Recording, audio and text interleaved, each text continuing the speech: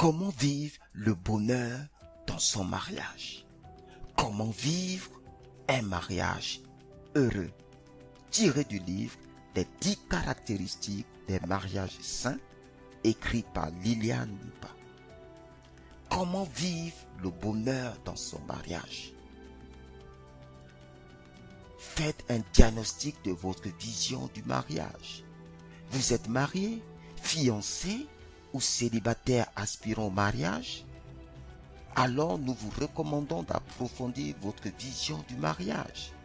Selon le dictionnaire CNRTL, le mariage est l'union d'un homme et d'une femme consacrés par un ensemble d'actes civils ou parfois religieux et destinés à la fondation d'une famille.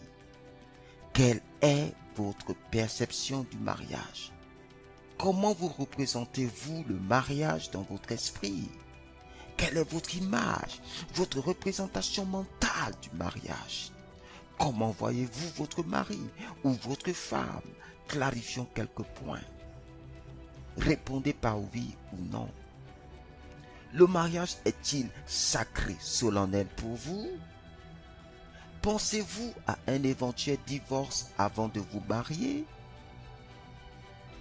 Le mariage est-il un moyen de satisfaction personnelle?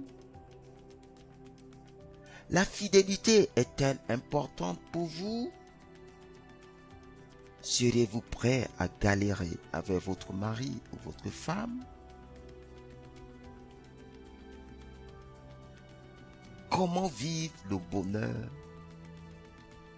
dans votre mariage? Le mari et la femme regardent dans la même direction. Le grand roi Salomon a dit: jouis de la vie avec la femme que tu aimes. Dans le livre d'Ecclésiaste, chapitre 9, verset 9. Dans la version originale, le mot utilisé pour jouir est rare, qui signifie voir. En d'autres termes, il disait: vois, perçois, considère, projette-toi dans la vie avec la femme que tu aimes, avec la femme que tu as choisie, avec la femme de ta jeunesse. Projetez-vous régulièrement 20, 50, 100 ans dans le futur avec votre mari ou votre femme. Imaginez-vous ensemble lorsque vous serez âgés avec des cheveux blancs ou des rides. Nous avons bataillé au début de notre mariage sur ce qu'on voulait pour l'avenir de notre famille. Le nombre d'enfants souhaités, l'importance des carrières professionnelles, l'éducation des enfants, la place de nos belles familles, la gestion de l'argent, la possession d'un animal, le projet immobilier, etc. Au début, nous désirions juste vivre ensemble parce qu'on s'aimait.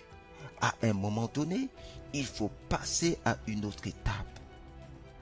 Vous avez besoin de vous regarder pour discuter, afin de vous mettre d'accord sur la direction à regarder ensemble.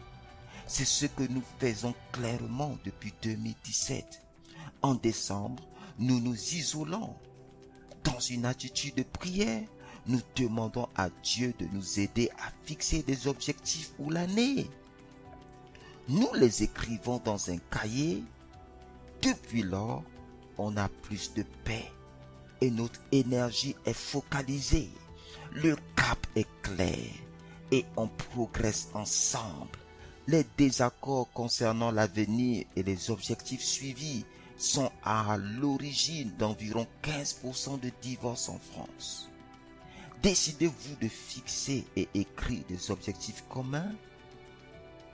Oui, pour apporter passion et stabilité dans votre couple.